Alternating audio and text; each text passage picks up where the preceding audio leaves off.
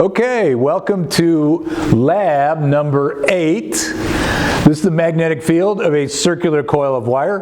Right here in my hand I have a 200 turn coil of wire, and you know, wire takes up space, so it's really hard to make a 200 turn coil of wire take up no space. It just doesn't work.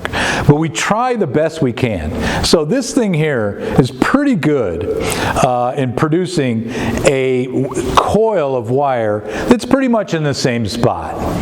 And so we're going to look at the B field that's created when current flows through a coil of wire like this. And if you recall from the previous experiment, when we take two of these coils together, separated by their diameter, we produce a really uniform magnetic field in between called the Helmholtz coil. But we're not doing that here. We're just going to look at one, and you can see what the B field looks like for that. And I have it all mapped out in like 2 dimensions. Like this. So if you want to see which way the B field's generally going, you just take your right hand and you wrap it in the direction of the current, and you can see it's generally going from the bottom up. And we call your thumb, so your thumb's up, that's the north pole of the magnet, and the bottom of your hand is the back end of the vector, and that's the feathers on the vector, and that would be the south pole of a magnet. So this is like the electromagnetic equivalent of a dipole magnet. Okay, sort of, kind of, but acceptable, okay? All right. Now, you can see this field is not uniform at all.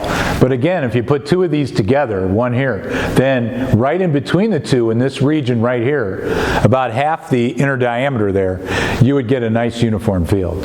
So we're going to investigate the field along this line right here. We're going to investigate it first, right smack dab in the middle, and then we're going to investigate it all along this pathway.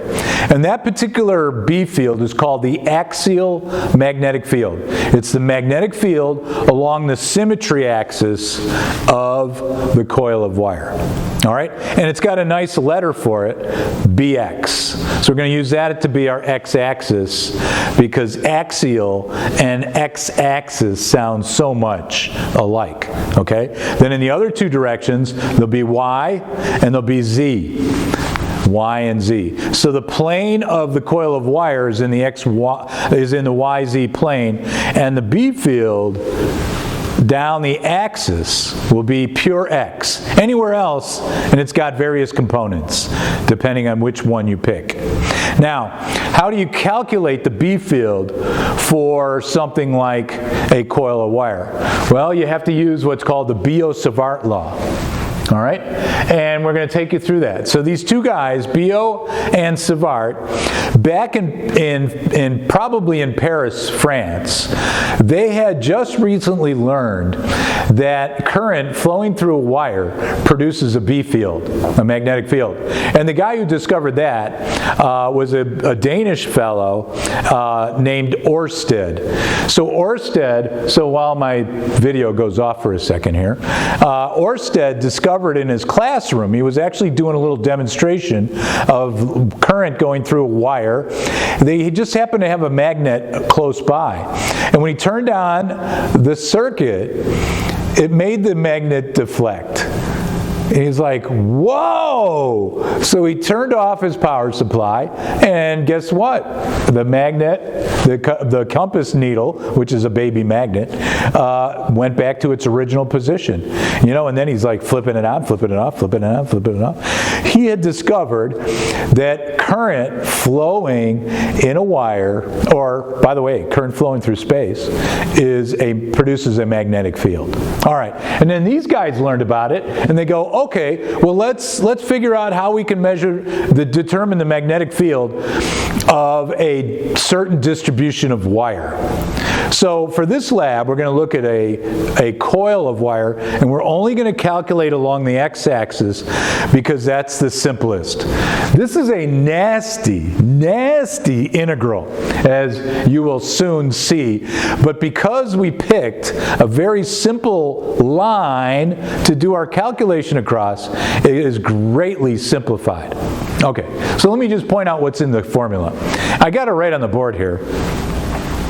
So you want to determine what the B field is somewhere in space, okay, due to current flowing. And there's I for current.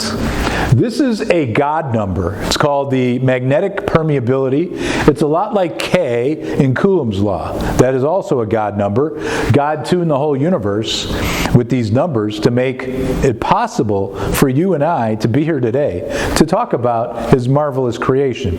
So this is just the God number associated with magnetism. It's called mu naught, mu naught. And 4 pi, I got pi on my tie, so there's 4 pi right there. And then times ds is an element of current. ds is an element of current. It points in the direction that the current is flowing at that particular point. So the current is a scalar, but its direction of flow is ds, the direction that it's flowing is ds. And then r is where you're interested in determining the magnetic field. So the magnetic field located a distance r away from the coil. You have to do this whole thing. And then you have to do every little element of current in your wire distribution. Well, you can see when you use a circle, you only have to integrate around a circle. That makes it really simple. Really simple. So this thing's going to be turned into a much simpler expression in just a minute. And I'm going to do that for you. Okay? So let's go back to the picture. Now, notice in the formula, there's a cross product. So you need to cross the current direction into the direction where the field point is being calculated. And then that is a vector, the element of B field right there at that point. Okay, so here we are right here. So there is current. Current's coming in right here. It's going to go around the corner here. Oh, by the way, notice current in, current out. These guys cancel each other out. So they're not interested. We don't have to worry about them in our B field calculation. All right? And so this goes up here like this, and around there like this, and then back out. Now, it's hard to do the cross product here because this is a two-dimensional screen, and it's a three-dimensional picture that you need to be thinking about in your head. Well, the top works a lot better than the bottom. So I'm not going to do the cross product on the bottom, but the nice thing about the bottom, for every top, 180 degrees, there is a corresponding bottom, and it cancels out the B field that's not parallel to the axis. Okay? That's not parallel to the axis. So if you look over here, this is the B field due to the top ds located at that point. That ds of current right there, this distance away from the center of the coil of wire, producing a dB, an element of magnetic field like that. And then if you go to the bottom one, it's producing at that same point the same amount, but in that direction right there. So if you look and you take the component that is along that line right there, you see they cancel out. And all you're left with is axial magnetic field. Okay? So we're going to have to take the cosine of dB to get the B field that's going to remain. All the other components cancel out because for every spot here, for every spot, let's say right here, there's another spot right there.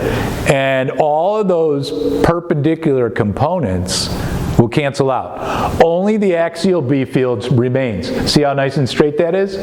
So we're going right down the axis of the coil, and it's nice and straight due to all of these little current elements producing the B field every step along the way.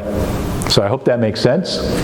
All right, and I've basically gone through all these little notes here, and remember I post this with the experiment so you can go in there and look at those notes and just double check to make sure you got everything understood, okay? All right, let's go to the next picture. So here's the integral. So we're going to integrate a whole bunch of b dx's. db dx. What's that going to give us? bx. Okay, so that's really easy integral. So you get bx. But what is bx? Well, it's b cosine theta. So remember, the original b, so go over here for a second. So the original b right here is got the x component and the other perpendicular component. But we only want, see, we can write this like this, dbx in the I direction plus db perpendicular, and we'll just put like a unit vector here for perpendicular direction. Well, this cancels out when you integrate all the way around the circle, so you're just left with this guy right here. But to get that guy, you got to go db cosine theta, I'm sorry, dbx is equal to db cosine theta, okay? So we just want the cosine component of the db. All right, and that's where that's coming from, up in the top. So if you look in the very top, you can see that. We got ds. Now r is a unit vector. It just has unit 1. And by the way, ds is perpendicular to r. That angle right there is perpendicular.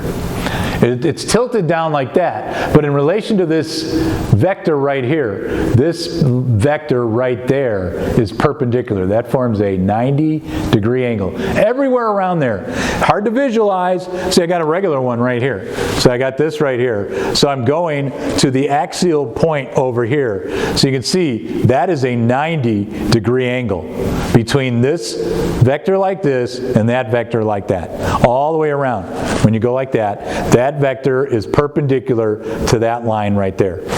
Okay? And when you do the cross product, that vector, the cross product, is perpendicular to that plane right there. So if I form that plane, this is perpendicular. And then on the bottom, there's a plane, harder to see, but this vector right here is perpendicular to that plane right there. And then we just want the axial component, so we're going to go db cosine theta. All right, good. Now, the angle's not going to change. Okay? So this angle theta is not going to change as you go all the way around, because every r is the same distance, so that's producing the exact same angle, because this coil of wire is perpendicular to the x-axis. So you see, you just pull it out of the nice. R is not going to change. So you see, this distance all the way around is the same distance r. That r squared comes out. Well, if it was in the integral, like you wanted to measure the B field over here, oh, nasty. But if you're right on the axis, everything pulls out of the integral, and then you're just left with the integral around the loop. And if you add up a whole bunch of ds's, 360 degrees, or 2 pi, you get 2 pi times the radius of the loop, 2 pi r. And that's it. That's the B field anywhere along that axis. Now the first experiment you're going to do, you're going to let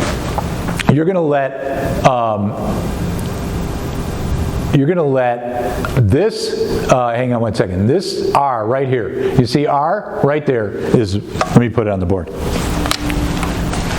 So little r goes down here like this. This is x, and this is the radius of the loop, okay? Now, this little r. All right, little r is the square root of r squared plus x squared. Well, your first experiment, you're going to go right in the middle of the loop. So x is going to be equal to 0. So when you do that, the square root of r is r. So r is going to be big R, like that. All right. So that's x equals 0 right there. And so we're going to be looking at the B field right there. And so this thing here, we're going to turn it into r. And up on top, we got r over r for the cosine of the angle. Oops, the machine's getting hot. All right, so the cosine of the angle. Now adjacent over the hypotenuse, right? Cosine, see that right there? So adjacent is the radius, and the hypotenuse is little r, okay, so that's r over r, that's for the cosine, and we got r squared here, and then we're going to let x equal 0, and when we do that, this simplifies greatly because this is r squared down here, I'm sorry, this will be r cubed down here, and r squared divided by r cubed is r. So mu naught I over 2r, the radius of the loop. So when x equals 0. Now, we're also going to do an experiment. We're going to travel up and down the x-axis, and then we're going to have to use this monster right here. Okay, remember that r is equal to r squared plus x squared. So we're going to make x a we're actually going to make r a variable, but we don't have to change the r of the loop. We're just going to change the x position. But when we do the experiment, we're really changing r. So what happens if we go up and down the x-axis, okay, and we keep the r the same there, what will that particular graph look like? It's spectacular. It's absolutely spectacular. And so we're going to show you that in the next actually, we're going to be 3 videos. One is going to be for the first experiment, and then we need to actually set things up so we can show you the second experiment. So we're going to have 2 separate videos for the experiment. They'll be short, but 2 separate ones. But we're done with the background, and now we're going to move right on to the experiment for the B field along the axis of a wire coil, a coil of wire. Okay, great. See you in a few.